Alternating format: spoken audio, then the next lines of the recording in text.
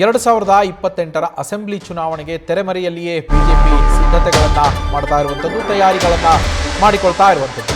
ಮೊನ್ನೆಯಷ್ಟೇ ರಾಷ್ಟ್ರೀಯ ಅಧ್ಯಕ್ಷ ನಿತಿನ್ ನವೀನ್ ಅವರು ಬೆಂಗಳೂರಿಗೆ ಭೇಟಿಯನ್ನು ಕೊಟ್ಟಿದ್ದರು.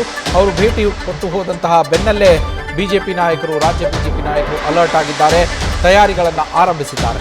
ರಾಜ್ಯದ ಎಲ್ಲ 224 ಕ್ಷೇತ್ರಗಳ ಎಲ್ಲ ಮಂಡಲಗಳಲ್ಲೂ ಕೂಡ ಸರ್ವೆ ಕಾರ್ಯವನ್ನು ಆರಂಭ ಮಾಡೋದಕ್ಕೆ ಮುಂದಾಗಿದ್ದಾರೆ.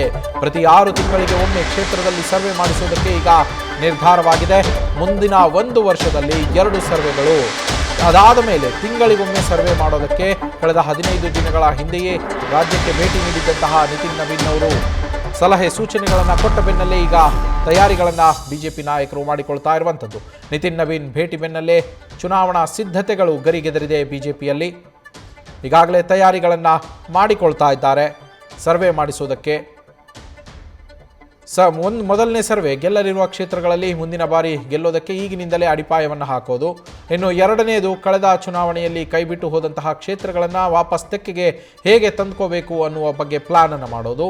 ಮೂರನೇದು, ಯಾವ ಕಾರಣಕ್ಕೆ ಕ್ಷೇತ್ರ ಕೈಬಿಟ್ಟು ಹೋಗಿದೆ ಅಂತ ಹೇಳಿ ಅರ್ಥೈಸಿಕೊಂಡು ಅದಕ್ಕೆ ತಕ್ಕಂತೆ ಕೆಲಸ ಕಾರ್ಯಗಳನ್ನು ಮಾಡೋದು.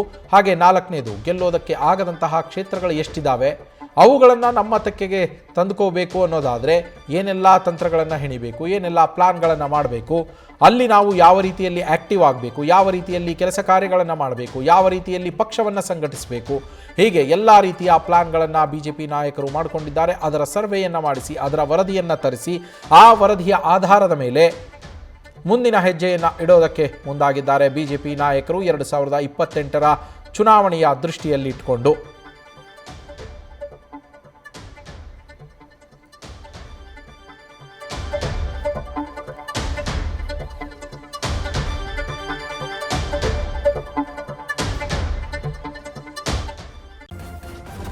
ನ್ಯೂಸ್ ಫಸ್ಟ್ ನಿರ್ಭೀತಿಯಿಂದ ನಿಮ್ಮ ಪರವಾಗಿ.